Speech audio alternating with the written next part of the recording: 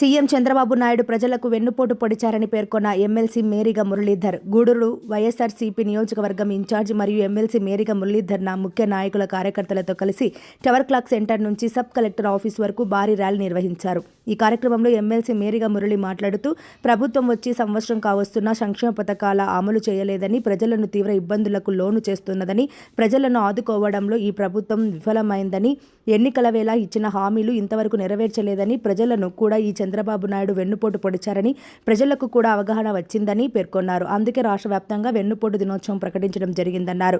ప్రభుత్వం వచ్చి ఏడాది అవుతున్నా సూపర్ 6 సంక్షేమ పథకాలు అమలు ఎందుకు చేయలేదని ప్రశ్నించారు.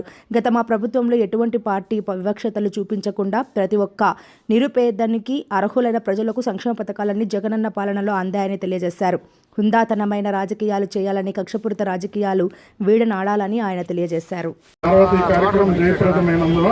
ప్రతి ఒక్కరికి పేరు పేరున నేను కృతజ్ఞతలు తెలియజేసుకుంటూ విరమించుకుంటాను. అన్ని వర్గాలని సంవత్సర కాలం పాటు వెన్నుపోటు బాబు,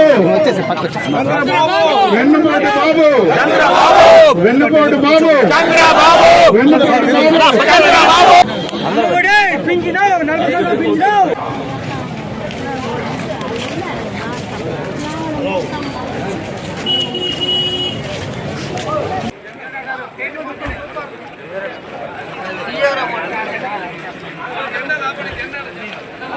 తెలుసు అన్ని విఫలమైపోయినాయి.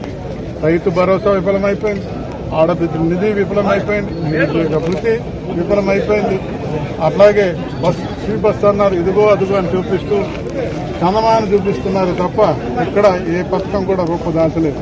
అదేవిధంగా స్థానిక ఎమ్మెల్యే గారు అయితే వందనా కార్యక్రమంలో అవినీతిని చట్టబద్ధ చేసే విధంగా మాట్లాడారు. దురదృష్టకరం. వందన కార్యక్రమంలో ఒక ఆర్ఐకి ప్రజల దగ్గర తీసుకోవద్దు, నేను ఇస్తాను డబ్బులు అని చెప్పి పబ్లిక్ గా మరి చట్ట అవినీతి అందరినీ కక్షపూరితంగా గొంతు నొక్కి జైలు పాలు చేస్తా ఉన్నారు.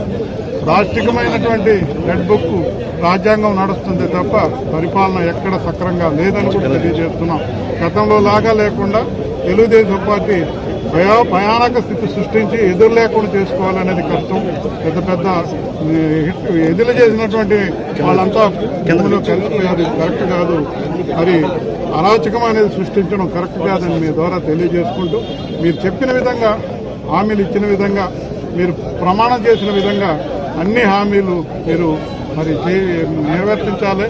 అదే రకంగా మీరు అభివృద్ధి గురించి మాట్లాడుతున్నారు. ఈరోజు 1.5 లక్షల కోట్లు అప్పు తెచ్చారు.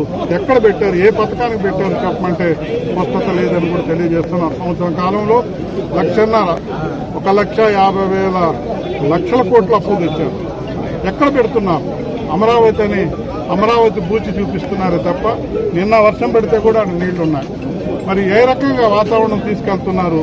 అరచేతుల స్వర్గాన్ని చూపిస్తూ అలవాటు ప్రకారం అందరికీ వెన్నుపోటు పోతూ ముందుకెళ్తున్నారు. కాబట్టి ఈరోజు వెన్నుపోటు దినోత్సవంగా ప్రభుత్వంపై వచ్చే విజయ విధంగా రాష్ట్రం మొత్తం దిగ్విజయంగా ఈ కార్యక్రమం జయప్రదమైంది మీరు తెలుసుకుంటూ, మీరు సహకరించినందుకు పేరు పేరు మీకు కూడా నమస్కారాలతో కృతజ్ఞతలు తెలియజేసుకుంటున్నాను.